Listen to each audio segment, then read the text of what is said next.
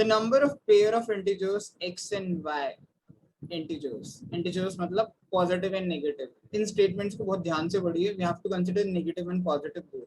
They satisfy x is greater than equal to y is greater than equal to -20।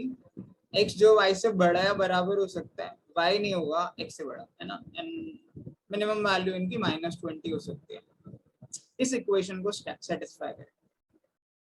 ये भी एक काफी standard question है, but इसमें क्या करना चाहिए, -20 है, सो लेट्स ट्राई। y की वैल्यू में नेगेटिव से सबसे मिनिमम से शुरू करूँ।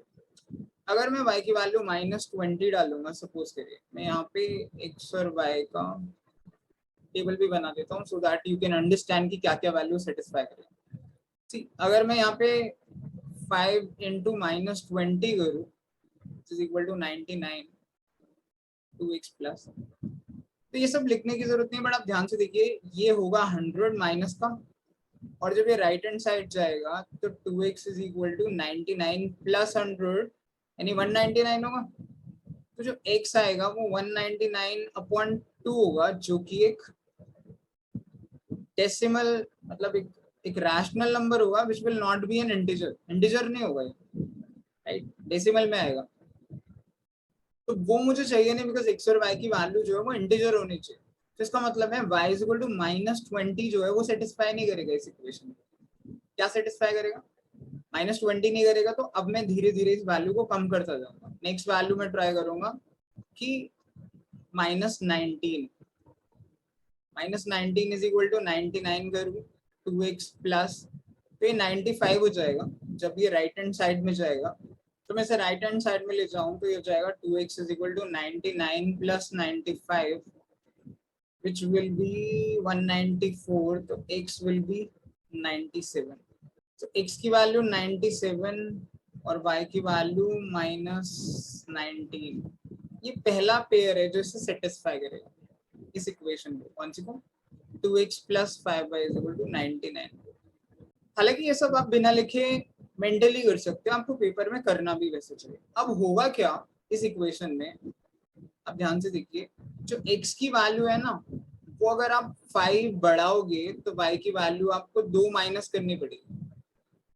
ये भी एक सिंपल कॉन्सेप्ट है। अगर इक्वेशन को बैलेंस करना है तो अगर मैं x की वैल्यू को सपोज करिए 5 कम करूं सपोज, तो y की वैल्यू 2 बढ़ानी पड़ेगी, बस ये क्रॉस में होता है।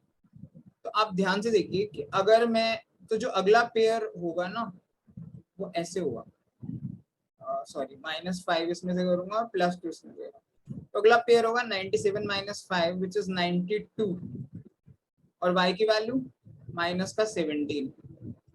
अगला पेयर होगा, जैसे y की वैल्यू अगर चेक करूँ तो अगले में +2 होगा और ये 15 होगा, इसमें से 5 कम हो जाएगा यानी 87। तो ये हर नेक्स्ट जो पेयर होगा ना, x में से आप 5 कम करिए एंड y में आप 2 बढ़ाइए, तभी ये बैलेंस होगी इक्वेशन। तो अगर मैं इसे कंटिन्यू करूं सपोज, तो आई नीड टू चेक, अब ऐसे गिनते रहना नहीं चाहिए, आई नीड टू चेक कहां पर y की वैल्यू x को एक्सीड कर रही है, बिकॉज मुझे लास्ट में लेना है ये वाली कंडीशन जो गिवन है ना, x is greater than equal to y। मुझे इसका भी ध्यान रखना है, मैंने ये वाली तो कंसिडर की है बिकॉज स्टार्टिंग हमने -19 से किया, 20 से किया था, बट वो सेटिस्फाई नहीं हुआ।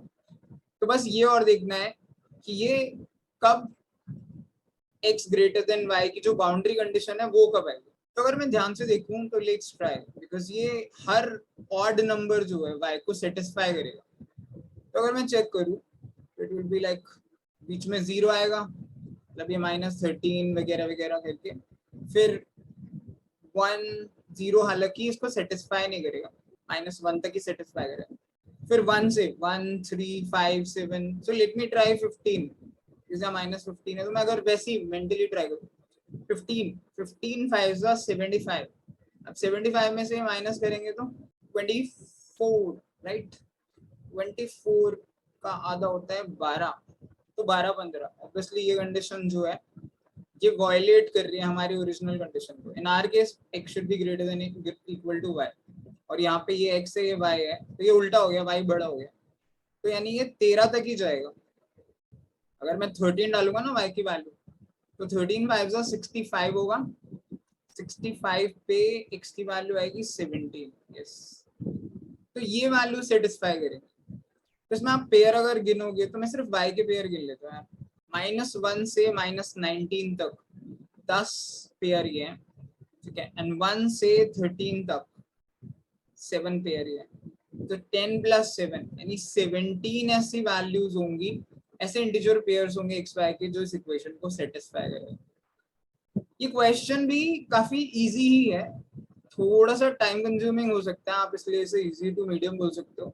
But if you have understood the concept, अगर आपने एडवांस अलजेब्रा का बेसिक भी किया है, तो यू नो कि ये इक्वेशन कैसे बैलेंस आउट करती है। एंड बस आपको कंडीशंस का ध्यान रखना था, और बस आपको पेयरिंग काउंट करनी है, आप कितने एक्स वाई के इंटीजर पेयर्स इसको सेटिस्फाई करेंगे। बट स्टिल आई थिंक 1.5 से 2 मिनट के बीच में आप इस क्वेश्चन को कर सकते हो, अगर आप थोड़ी प्रैक्टिस रिगरसली करो। इस वीडियो को दोबारा देखिए and then try to understand this again, and I think you should be able to do it in exam.